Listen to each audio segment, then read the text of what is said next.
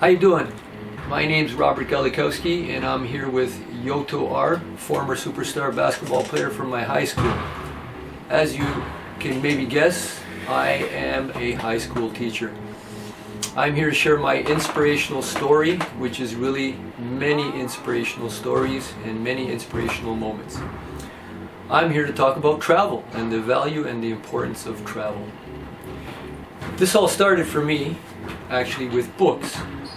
When I was younger, I didn't always have a lot of money, and so sometimes I could escape to other countries and other places through books, through the stories told in books. And then I was lucky to make some good decisions in my life, and I was able to travel. One of the first places I traveled is a place called Poland. My background is Polish, and as a little boy and as a teenager, I spent many summers in Poland. Why did I go there? Because, as I mentioned, that's my background. And I had a lot of family members from there. And it was a really wonderful time to get to know my family and to get to know my roots and to get to know a little bit of my background. As a little boy, I remember jumping and running around castles in Poland. They were amazing buildings. I never saw anything like that here in Canada. And it was so much fun just to climb on the walls and to see what knights did and how life used to be many hundreds of years ago. I also had a great opportunity when I went to Poland as a teenager. I met a lot of really nice people, nice young teenagers, just like I was. They were very kind, very polite, and very giving, and they always made me feel special. Okay? And then I also went there as a young man. I was lucky enough to be a pretty good basketball player, and I ended up playing there professionally. So on that third time, I got to know as a young adult to appreciate again my background, and I got to travel to many parts of Poland that maybe I could not travel, but as a member of the team, I got to see other parts of the country. Like I said, I'm here to talk about travel and how amazing travel is. Ultimately, I have gone to 19 different countries, and I just want to talk about, I guess, a few of them. When I was finishing my teacher's college, I ended up working in South Korea, and I actually spent 3 years in South Korea. And when I lived in South Korea, I ended up traveling to Thailand, to Indonesia, to Macau, to Hong Kong, and sort of many other countries in Asia, and it really opened my eyes. Little simple things like the importance of bowing.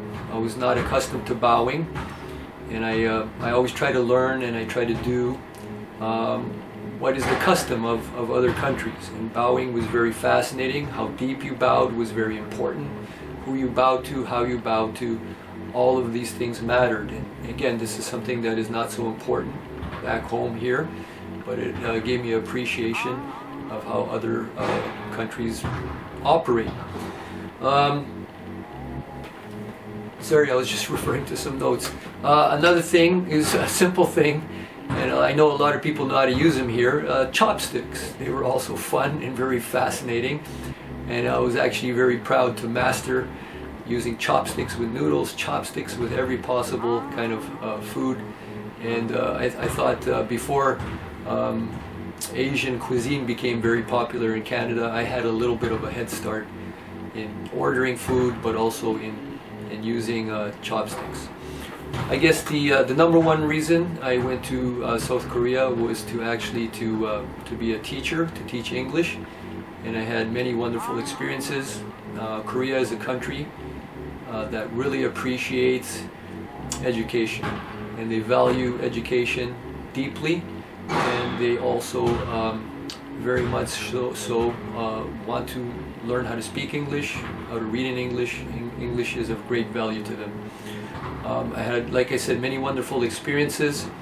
One of them I like to share frequently with people who are interested in listening to this stuff. I was teaching at a school called Seoul Science High School. It was a very prestigious school, and this is a bit of a cute story. I was very lucky. I had the period off just before lunchtime. So a lot of times when it was lunch, I went a little bit early because there was no one in the cafeteria. The students at that school would actually have their mothers cook the food for all the students. It was always freshly made, it was always delicious, and I was really lucky because one of my perks was I got to eat for free. On this one occasion, and this happened to me frequently, I finished eating early and I started going back to prepare for my afternoon lessons, and there was a set of stairs that you had to walk down, and of course there's a set of stairs to walk back up. Well, anyways, I was just about to go to the stairs, the bell rang. So when the bell rang, all the students ran as hard as they could to get to the cafeteria as fast as possible so they didn't have to wait in line. You know, there was a couple hundred students. But when they saw me, they would all stop, bow, and then continue on. So actually it looked like water was cascading down the stairs. It was very funny. Of course, it made me feel very special. And again, it showed you the importance of education that is valued by South Korean students. Okay? What else do I do? So one thing, so when I was there, I also remember going to a country called Indonesia. And it was quite a poor country. I was surprised by some things. I remember walking and looking for a place for myself to stay overnight. And I remember it was dark and I was walking by myself with a map to a place where I could get some cheap accommodation. And what happened is, as I was walking, I noticed like the sidewalks moving. I didn't know what was going on. I kept walking and walking, and I kept looking down. Why is the sidewalk moving? And it was so dark I couldn't tell, but finally, and as I said, it was a bit of a poor country when I was there. I came to a place where there was some lighting, some street lighting. And basically, the reason it was moving is because there were giant cockroaches that were all over the sidewalk eating at nighttime, and that sort of blew me away. So I think, I don't know what I did, I might have started running, sort of panicked by just the amount of cockroaches. But for the most part, I was like a raptor to them. I was big, tall, and they were afraid of me, so I shouldn't have had to run, but I did anyways. That night, I remember being woken up at 4 o'clock in the morning, and there was a call to prayer because it was a Muslim country, and I'm actually I'm a Catholic. But I was really impressed that people woke up so early in the morning. They went to do their prayers, and I actually ended up going to the Central Mosque in downtown Jakarta. And I remember you had to wash your hands. You sort of had to wash yourself before you entered the mosque because it was sort of the place of God. And you were not allowed to wear shoes, and I was very touched by that. It was very quiet, it was very spiritual, and I think what I'm trying to say, again about travel, is I learned again that these people are exactly like we are. They just do things a little bit differently, but we share sort of this bond in quietness and meditation and maybe in prayer. Okay? I was going to maybe give a tip here. Frequently, whenever I go traveling, the older I got, I would really plan my trips. And I would read as much as I could before I went somewhere because I wanted to have sort of the best experiences. So, of course, when I went to China, I walked on the Great Wall of China. I went into the Forbidden City. I was really lucky last summer. I got to go to England. And in particular, there was one place that was really precious and special, was Stonehenge. It's those circle blocks that I think most people know. They seem it didn't seem so special at first, but when I realized that some of these 200-ton blocks were carried over 200 miles and put there 2,000, 3,000, 4,000 years ago, it blew my mind that people somehow, for whatever reason, decided to make this sort of circle stones known as Stonehenge now. And a couple other wonderful stories that were inspirational. I always liked nature. I love animals. I was really lucky to be in Hawaii.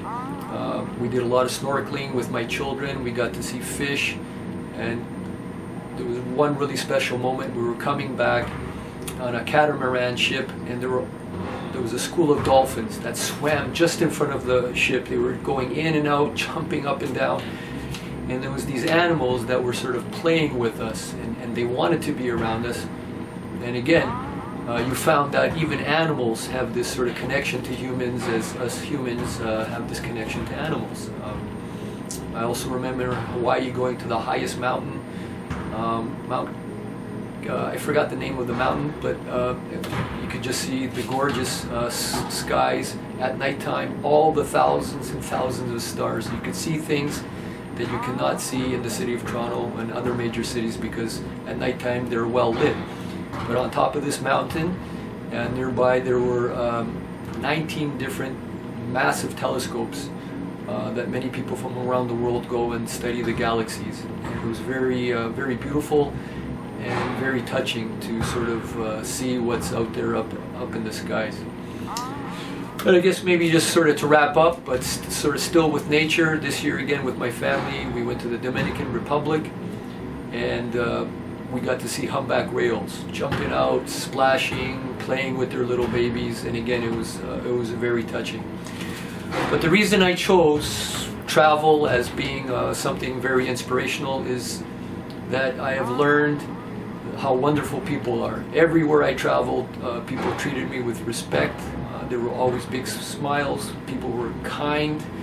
People were friendly. People were helpful. And it really helps me to realize that in a way we're all the same. We might eat differently. We might look different. We might have different skin colors, religions. But most humans are good, and they want to do nice things to each other. So anyways, again, thank you for listening to my story, and I certainly hope that you have a successful life and you can travel.